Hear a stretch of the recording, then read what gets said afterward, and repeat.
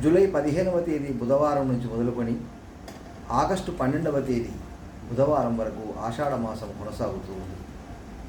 ఈ ఆషాఢ మాసం పూర్తిగా శూన్యమాసం. ఈ మాసంలో ఎలాంటి కొత్త పనులు ప్రారంభించడం కానీ, శుభ కార్యక్రమాలను చేయడం కానీ, శుభ కార్యక్రమానికి సంబంధించిన పనులను చేపట్టడం కానీ చేయకూడదు.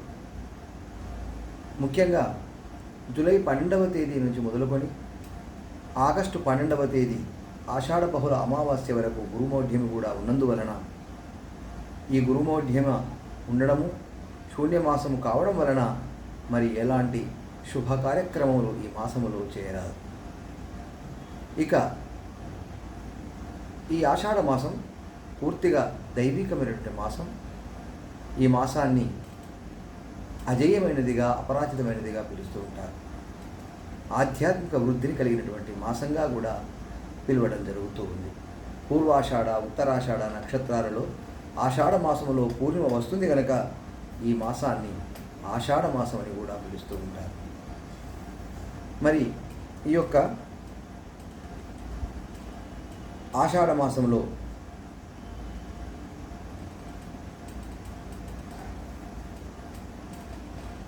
విష్ణువును ఆరాధిస్తూ ఉండాలి, దుర్గాదేవిని ఆరాధిస్తూ ఉండాలి, సూర్యభగవాను ఆరాధిస్తూ ఉండాలి. అదేవిధంగా సుబ్రహ్మణ్య స్వామిని, జంటనాగులను, శివుడిని మొదలైనటువంటి దేవతామూర్తులను ఈ మాసములో పూజించడం వలన, ఆరాధించడం వలన దైవానుగ్రహం కలుగుతూ ఉంటుంది. సకల శుభాలు కూడా కలుగుతూ ఉంటాయి. ముఖ్యంగా ఆషాఢ మాసములో విష్ణువును, దుర్గాదేవిని పూజించడం అనేటువంటిది చాలా ఉత్తమోత్తమైనటువంటిది. శివానుగ్రహం కోసం శివ పంచాక్షరి మంత్రాన్ని జపించడము, గాయత్రి మంత్రాన్ని జపించడం వలన మరి అనుకున్నటువంటి పనులన్నీ కూడా నెరవేరుతూ ఉంటాయి. ఇక ఈ మాసములో విశేషంగా దాన ధర్మాలు చేయడం ఉత్తమం. అందులో అన్నదానము, వస్త్రదానము, ఛత్రదానము, పాదుకాదానము, లవణదానం మొదలైనటువంటి పండ్లు, ఫలములు మొదలైనటువంటి దాన ధర్మాలను చేయడం వలన మరి ఆ యొక్క విష్ణుమూర్తి యొక్క అనుగ్రహం లభిస్తూ ఉంటుంది. జాతకములో కుజదోషం ఉన్నటువంటి వాళ్ళు, సర్పదోషం ఉన్నటువంటి వాళ్ళు ఈ ఆషాఢ మాసములో వాటి పరిహార శాంతులు చేసుకున్నట్లయితే, సుబ్రహ్మణ్యేశ్వర స్వామిని ఆరాధించినట్లయితే మరి ఆ దోషాలన్నీ కూడా తొలగిపోతూ ఉంటాయి.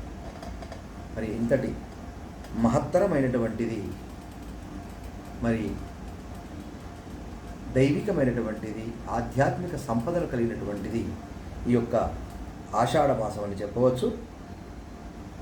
ముఖ్యంగా ఈ యొక్క ఆషాఢ మాసంలో ఎన్నో విశేషమైనటువంటి పండుగలు వస్తూ ఉంటాయి.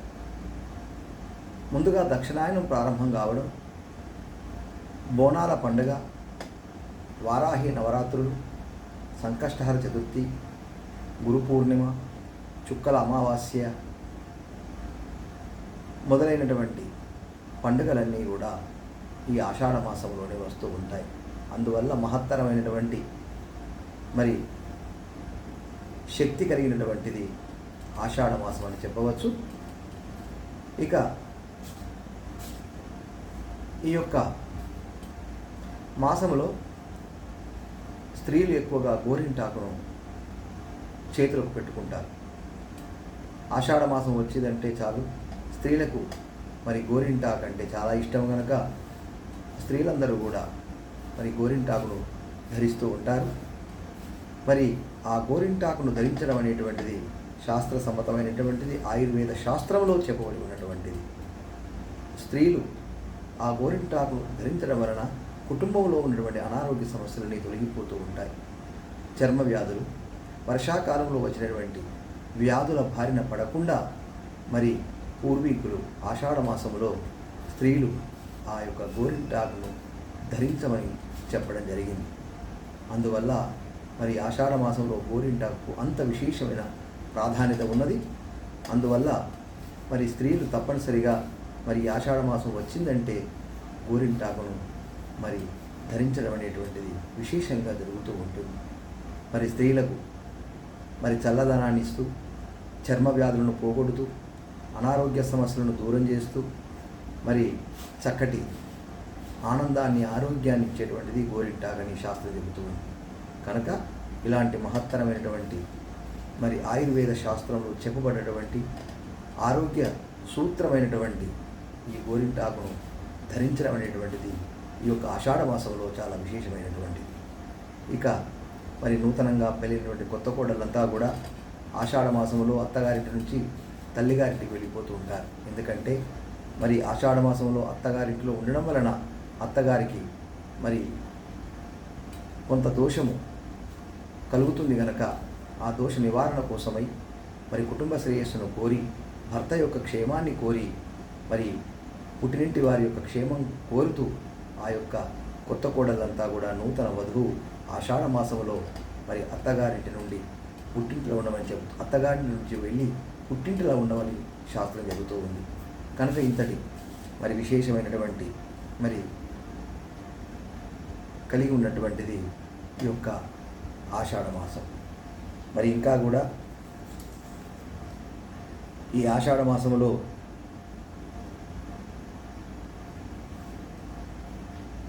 ఎన్నో విధాలైనటువంటి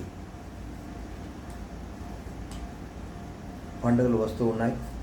అందులో వారాహీదేవి నవరాత్రులు. ఈ యొక్క వారాహీదేవి నవరాత్రులను ఆషాఢ శుద్ధ పాడ్యం నుంచి మొదలుకొని 9 రోజుల పాటు మరి మహావైభవంగా నిర్వహించడం జరుగుతూ ఉంది. వారాహి దేవి మరి దుష్టశక్తుల నుంచి కాపాడుతూ ఉంటుంది. అదేవిధంగా నరదృష్టిని తొలగింపజేస్తూ ఉంటుంది. మరి విజయాన్ని చేకూరుస్తూ ఉంటుంది. మరి ఇంతటి మహత్తరమైనటువంటి వారాహీదేవి నామాన్ని స్తుతిస్తూ, అమ్మవారి యొక్క నామాన్ని పారాయణం చేస్తూ ఈ 9 రోజులు తదేకంగా దీక్ష చేత ఈ యొక్క వారాహిని దేవిని మరి ఆ యొక్క నవరాత్రులు చేయడం వలన, వారాహిదేవిని పూజించడం వలన మరి ఎన్నో విధములైనటువంటి కష్టాలు, నష్టాలన్నీ తొలగిపోయి గ్రహచార బాధలన్నీ కూడా తొలగిపోతూ ఉంటాయి. దుష్టశక్తుల బాధ, నరదృష్టి, మరి శత్రువుల పైన విజయం కలుగుతూ ఉంటుంది. అందువల్ల ఈ ఆషాఢ మాసంలో ప్రతి ఒక్కరూ కూడా వారాహీదేవి అమ్మవారిని ఆరాధిస్తూ మరి విజయాన్ని మరి పొందుతూ ఉంటారు. ఇక ఈ ఆషాఢ మాసంలో వచ్చేటువంటి మరొక ముఖ్యమైనటువంటి పండుగ బోనాల పండుగ. మరి తెలంగాణ బోనాల పండుగ హైదరాబాద్ నగరంలో గోల్కొండ కోటలో ఉన్నటువంటి జగదాంబికా దేవికి, అమ్మవారికి ముందుగా బంగారు బోనం సమర్పణతోని ఈ యొక్క బోనాల పండుగ, బోనాల జాతర ప్రారంభమవుతూ ఉంటుంది. మరి అక్కడి నుంచి మొదలుకొని తెలంగాణ అంతటా ఊరు, వాడ, పల్లె, పట్టణాలలో మరి గ్రామ దేవతలకు మరి ప్రతి ఒక్కరు కూడా బోనం సమర్పించి మొక్కులు చెల్లించుకుంటూ పోతరాజుల విన్యాసాలు, అదేవిధంగా శివసత్తుల పూనకాలు, మరి మొక్కులు ఇవన్నీ కూడా మహావైభవంగా, అంగరంగ వైభవంగా మరి దేదీప్యమానంగా మరి బోనాల పండుగ జరుగుతూ ఉంటుంది. హైదరాబాద్ మహానగరంలో మరి ఎంతో మరి కన్నుల పండుగగా మరి ఉజ్జయిని మహంకాళి జాతర, హైదరాబాద్ మహంకాళి బోనాలు, ఉజ్జయిని మహంకాళి బోనాలు, అదేవిధంగా లష్కర్ బోనాలు, మరి గోల్కొండ జగదాంబికా బోనాలు, ఇట్లాంటి పలు ఉత్సవాల చేత శోభాయమానంగా మరి ఆ యొక్క గ్రామ దేవతలను కొలుస్తూ మరి మహత్తర వైభవంగా ఈ యొక్క బోనాల పండుగ జరుగుతూ ఉంటుంది. మరి ఇంతటి విశేషమైనటువంటి పండుగలన్నీ కూడా మరి ఈ యొక్క ఆషాఢ మాసంలోనే మరి మనం నిర్వహించుకోవడం జరుగుతూ ఉంటుంది. ఇంకా ఎన్నో మహత్తరమైనటువంటి విశేషమైనటువంటి ఆ యొక్క పండుగలన్నీ కూడా ఈ ఆషాఢ మాసంలోనే మరి ముఖ్యంగా జరుగుతూ ఉంటాయి. ఈ మాసంలో తొలి ఏకాదశి పండుగ, మొట్టమొదటి పండుగ తెలంగాణలో జరుపుకోబోయేటువంటి అతి ముఖ్యమైనటువంటి పండుగ తొలి ఏకాదశి. దీనిని శయనేకాదశి అని పిలుస్తూ ఉంటారు. మరి ఈ రోజున విష్ణుమూర్తి ఆ యొక్క పాల కడలిలో శేష తల్పం పైన మరి శయనిస్తూ ఉంటారు. ఒక 6 నెలల పాటు మరి ఆ యొక్క భగవంతుడు శ్రీమన్నారాయణుడైనటువంటి విష్ణుమూర్తి మరి ధ్యాన ముద్రలో ఉండి మరి భక్తులకు మరి కోరినటువంటి వరాలను ఇస్తూ ఉంటారు. మరి ఇలాంటి తొలి ఏకాదశి రోజున మనం అంతా కూడా విష్ణువు పూజిస్తూ ఉంటాం, విష్ణుమూర్తిని ఆరాధిస్తూ ఉంటాం. తొలి పండుగగా మహావైభవంగా నిర్వహించుకోవడం జరుగుతూ ఉంది కనుక దీనిని తొలి ఏకాదశి పండుగని, శయనేకాదశిని కూడా పిలుస్తూ ఉంటారు. ఈ మాసంలోనే చాతుర్మాస్య దీక్షలు కూడా ప్రారంభమవుతూ ఉంటాయి. అదేవిధంగా చాలా విశేషమైనటువంటి పండుగ గురు పూర్ణిమ. ఈ యొక్క గురు పూర్ణిమ చాలా పరమ పవిత్రమైనటువంటిది. గురుదేవుల యొక్క ఆశీస్సులను కోరుతూ మరి గురుదేవులకు పాదపూజ చేసి ఆ యొక్క గురుదేవులకు సన్మాన సత్కారాలు చేసి వారు ఆశీస్సులు పొందేటువంటి పవిత్రమైన వేడుక ఆషాఢ శుద్ధ పూర్ణిమ గురు పూర్ణిమ. దీనిని వ్యాస పూర్ణిమ అని కూడా పిలుస్తూ ఉంటారు. మరి ఈ రోజున మరి వారి వారి గురుదేవులను మరి సత్కరించుకోవడం, వారి ఆశీస్సులు పొందడం వలన మరి శిష్యులందరికీ కూడా మరి ఆయురారోగ్య భోగభాగ్యాలు కలుగుతూ మరి యశస్సు, సంపద, కీర్తి, ఆయుష్, అదేవిధంగా ఐశ్వర్యం అన్నీ కూడా ఆ యొక్క గురుదేవుల యొక్క ప్రభావం వలన మరి కలుగుతూ ఉంటాయి. కనుక ఇంతటి మహత్తరమైనటువంటి గురు పూర్ణిమ రోజున మరి గురుదేవుల యొక్క ఆశీస్సులు పొందేటువంటి పవిత్రమైన వేడికే గురు